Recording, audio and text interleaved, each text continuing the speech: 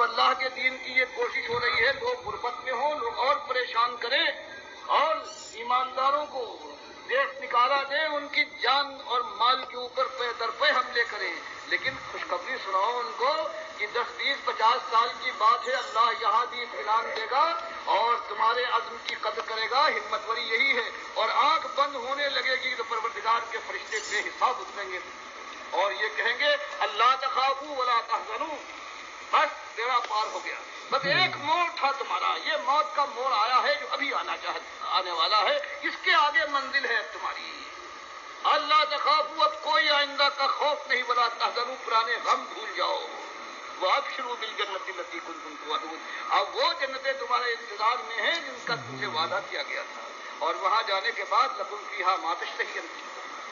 پھر تمہاری ہمیشہ کی زندگی تمہاری اشتہا، تمہاری خواہش کے مطابق، تمہاری مرضی اور تمہاری مشیت کے مطابق ہے۔ اللہ وعدہ کرتا ہے تمہاری مشیت میں میں بھی مداخلت نہ کروں گا، اور اگر میں کر دوں بفضل محال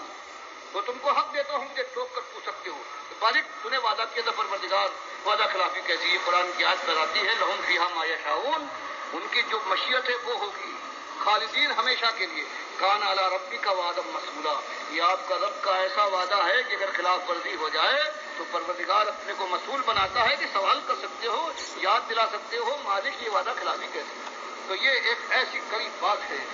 آج جو یہاں سارے مرنے والے بیٹھے ہوئے ہیں، یہ زندہ لاشیں ہیں، آج جلتی ہیں اور کل قبر کے گوشے میں اتر جائیں گی، لیکن ان کو معلوم ہونا چاہیے کہ انجام جس کا بخیر ہے، اور انجام بخیر ایک طرح سے ہوتا ہے کہ اللہ کی غلامی ایسے کر لو جیسے کہ ہے، اور اس کی تفسیر اللہ کے نبی صلی اللہ علیہ وسلم نے کر کے دکھا دی ہے۔ صرف یہی بات نہیں بلکہ دو باتیں اور بھی ہیں، اس کے بعد ساری دنیا کے لیے یہی موراول ہے، اس پر اثر ڈالیے، پہلے یہ اللہ کا بندہ بنے جو دل اندر ہے، اور اس کے بعد پھر زندگی بدلے گی، پھر زبان سے کہیے، عمل سے ثابت کیجیے، اس راستے میں اللہ سے صبر و ثبات کی دعا کرتے ہوئے اس کے سامنے جھک کر نمازوں کے اندر خضوع پیدا فرمائیے،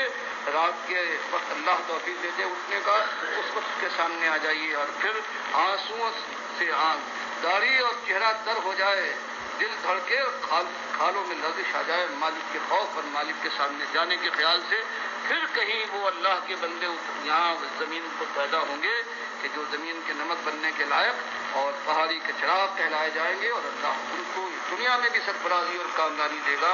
اور آخرت میں ان کے لیے جنتیں اپنی آغوش کھول کھول کر آواز دیں گی، الیہ عباد اللہ، اللہ کے بندو ادھر آؤ۔ اللہ مجھے بھی توفیق دے اس بات کی، اور پروردگار مشہور۔ میرے پیارے بھائیو، یہ آواز ہے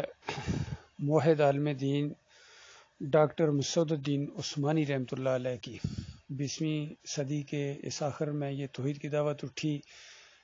پاکستان سے، اور صحیح معنوں میں پاکستان کا مطلب کیا، لا الہ الا اللہ، یہ کھول کھول کے بتایا گیا کہ دیکھو تم نے اللہ کے علاوہ کتنے معبود بنائے ہیں، کتنوں کو داتا کہتے ہو، دستگیر کہتے ہو، مشکل کشا کہتے ہو، حاجت روا کہتے ہو، پھر ان کے نعرے لگاتے ہو، یا غوث المدد، یا علی مدد، یا رسول اللہ مدد، پھر ان کی نظر و نیاز کرتے ہو، 11ویں 12ویں 10 محرم کی سبیلیں لگاتے ہو، واسطے وسیلے، اور پھر عرس اور میلے، چادریں چڑھاوے، وہاں ماتھے رگڑتے ہو، ناک رگڑتے ہو، سجدے کرتے ہو، رکوع کرتے ہو۔ یہ کیوں کرتے ہو؟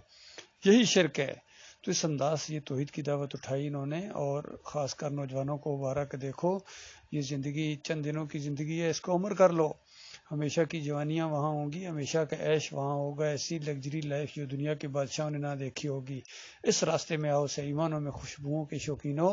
اور اچھے لباس کے رسیا لوگوں جو شوق رکھتے ہو، اچھے مکانات میں رہنے کا، اچھی بیویاں اور اچھے دوست اگر تمہیں چاہیے، تو یہ راستہ ہے ایمان کا راستہ، توحید کا راستہ، دعوت کا راستہ، اور اس میں فرقہ پرستی کی شائبہ تک نہیں ہونا چاہیے، بلکہ سارے ان فرقوں، بریلویت، دیوبندیت، اہل حدیثیت، سلفیت، صوفیت کے اوپر تھوک کے آؤ، ان مجرموں کو بالکل للکارو، پہلے سمجھاؤ، سمجھتے ہیں تو ٹھیک ہے، نہیں تو اس کے بعد للکارو، پھر اپنی زندگی کی توانائی لگاؤ ان کے خلاف۔ یہ موقع تمہیں اللہ نے دیا ہے، یہ موقع اگر ہاتھ سے نکل گیا تو اس کے بعد دوبارہ کبھی موقع نہیں ملے گا۔ اللہ کے فضل و کرم سے، اللہ کے بھروسے کے اوپر ہم نے اس راستے میں قدم ڈال دیا ہے، اس دعوت کو انشاءاللہ ہم جاری رکھے ہوئے ہیں، اور اس ایمان کی شمع کو انشاءاللہ ہم بجھنے نہ دیں گے۔ جہاں جہاں تک یہ آواز پہنچے اور لٹریچر ہمارا پہنچے ڈاکٹر مسعود الدین عثمانی رحمۃ اللہ علیہ کا، وہ ساتھی جو ہیں وہ ہمارے قریب ہونے کی کوشش کریں. اللہ کے بندو ہم آپ کو منظم کریں گے اور پوری طرح ایک اجتماعیت اور ایک نظم کے ساتھ آگے بڑھیں گے انشاءاللہ. ہر باطل کا ہر محاذ کے اوپر مقابلہ کریں گے انشاءاللہ